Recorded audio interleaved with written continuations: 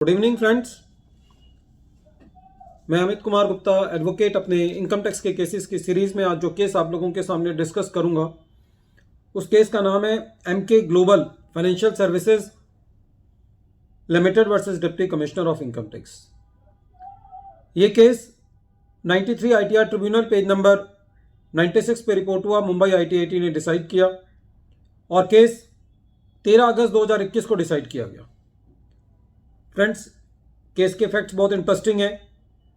एक बहुत छोटा सा इशू इन्वॉल्व था जिसकी वजह से एसएससी को आईटीएटी तक जाना पड़ा। एसएससी ने अपने व्यापार को चलाने के लिए कोई प्रीमाइसेस जो है वो किराए पे ली हुई थी। ये जनरल प्रैक्टिस है कि जब भी किराए पे जगह लेता है कोई टेनेंट तो उसको अपने लैंडलॉर्ड को सिक्योरिटी देनी पड़ती है। ये जो सिक्योरिटी एसएससी ने दी हुई थी, एसएससी इसको अपनी बुक्स में एज अ सिक्योरिटी दिखा रहा था और वो एसएससी की ऑडिटेड फाइनेंशियल स्टेटमेंट्स में भी अपीयर कर रही थी। एसएससी रेगुलरली अपनी प्रीमाइसेस का रेंट पे कर रहा था। कुछ टाइम बाद जब एसएससी को उन प्रीमाइसेस की ज़रूरत नहीं हुई तो एसएससी ने वो प्रीमाइसेस वैकेट कर दिया और लैंडलॉर्ड से अपनी सिक्योरिटी जो है वो क्लेम की। लेकिन किसी डिस्प्यूट के चलते लैंडलॉर्ड ने वो सिक्योरिटी जो है वो एसएससी को रिफंड नहीं की। ये सिक्योरिटी का अमाउंट करीबन 9 लाख के करीब था और जब एसएससी को ये सिक्योरिटी नहीं मिली तो एसएससी ने इस लॉस को अपनी बुक्स में बैड डेब्ट के बतौर क्लेम किया। असेसिंग ऑफिसर साहब जब ये असेसमेंट कर रहे थे तो उन्होंने ये देखा कि ये जो सिक्योरिटी है ये प्रीमाइसेस को रेंट पे लेने के लिए की गई है और उन्होंने कहा कि ये इसका बैड डेब्ट जो है वो क्लेम नहीं किया जा सकता, ये कैपिटल लॉस है, ये एक रेवेन्यू एक्सपेंडिचर नहीं है। और ये कह करके जितना एसएससी ने वो बैड डेब्ट क्लेम किया था, जितना भी सिक्योरिटी पे किया था उसको एसएससी की इनकम में एड बैक कर दिया। मैटर जो है वो सीआईटी अपील साहब के पास गया। सीआईटी अपील साहब से भी एसएससी को पूरा रिलीफ नहीं मिला जिसकी वजह से एसएससी को आईटीएटी जाना पड़ा। आईटीएटी ने एसएससी के हक में फैसला दिया और ये कहा कि जो बिजनेस प्रीमाइसेस रेंट पे ली गई थी वो बिजनेस के पर्पस के लिए ली गई थी। जो रेंट है एसएससी उसका भी खर्चा क्लेम कर रहा था और यदि किसी डिस्प्यूट के चलते एसएससी को उसका पैसा नहीं मिल रहा तो एसएससी जो है वो कंप्लीटली एलिजिबल है उसको बैड डेब्ट क्लेम करने के लिए।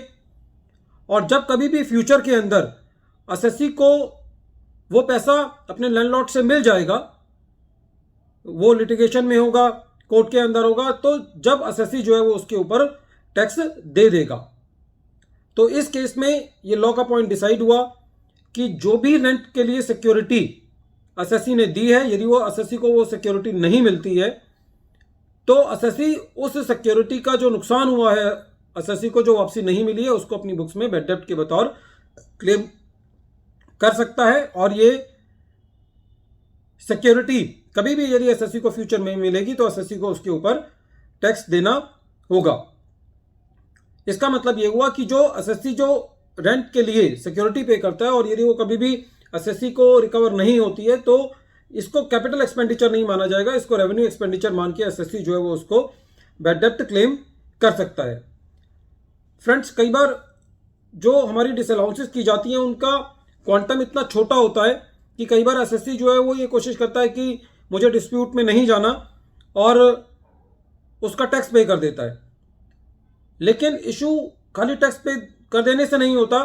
यदि एसएससी एक बार टैक्स पे कर भी देता है मेंटल पीस को लेने के लिए तो डिपार्टमेंट जो है वो पेनल्टी इनिशिएट करता है और पेनल्टी के अंदर डिपार्टमेंट की जो सबसे बड़ी प्ली होती है वो यही होती है कि एसएससी जो है वो क्वांटम अपील के लिए अपील में नहीं गया है, इसलिए एसएससी के ऊपर जो है वो पेनल्टी लगाई जानी चाहिए और एसएससी ने अपनी गलती मान ली है। तो हमारा कानून जो है वो इस तरीके का है कि यदि आपने अपनी even for buying the mental peace if you have not gone into the appeal even then you can be penalised for that. सो कई बार अपील में इसलिए जाना पड़ता है कि हमको कोई एक लॉ का पॉइंट सेटल कराना पड़ता है। यदि आपने 1 साल के अंदर एक बात को एडमिट कर लिया तो वो प्रेसिडेंस बन जाता है और अगले सालों के अंदर भी आपको उसका बेनिफिट नहीं मिलेगा और डिपार्टमेंट ये बात कहता रहेगा कि पिछले सालों में भी एसएससी ने उसको एक्सेप्ट कर लिया है।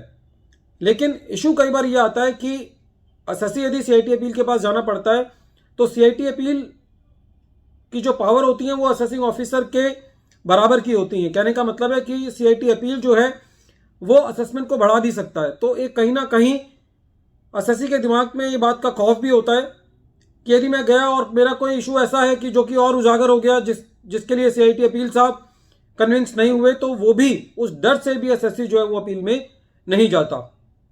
तो इस पर मेरा ये इनकम टैक्स डिपार्टमेंट से और हमारी गवर्नमेंट से ये अपील है कि जो सीआईटी अपील की जो ये पावर है ये विड्रॉ की जानी चाहिए, क्योंकि इससे कहीं ना कहीं एक एसएससी के दिमाग में ये बात आती है कि यदि मैं वहां गया तो मेरे और किसी और बात के लिए मेरे साथ फजीयत ना हो जाए, और इससे भी जस्टिस जो है वो एसएससी को डिनाई होता है। कहीं ना कहीं it is detrimental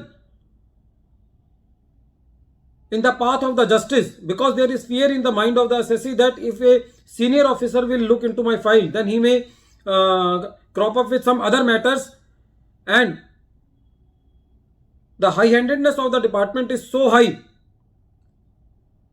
that they are not ready to listen any argument of the SSC. So only because the CIT appeal can increase the assessment, sometimes it happens that the SSC do not go into the appeal. So this power should not be given to the CIT appeal. उनकी वो एक adjudicating authority है। हमारे देश में पहले इतना litigation चल रहा है कि जो मुद्दे चल रहे हैं उन्हीं का सॉल्यूशन नहीं हो रहा, तो आप उनके हाथ में ये पावर दे देंगे यदि कि वो बाकी मैटर्स को भी खोल सकते हैं, तो कहीं ना कहीं इससे जो एक जस्टिस है उसका नुकसान होता है। बहरहाल it is my suggestion only. Once again I am repeating the name of the case. The name of the case is MK Global Financial Services Limited versus Deputy Commissioner of Income Tax. Thank you, friends.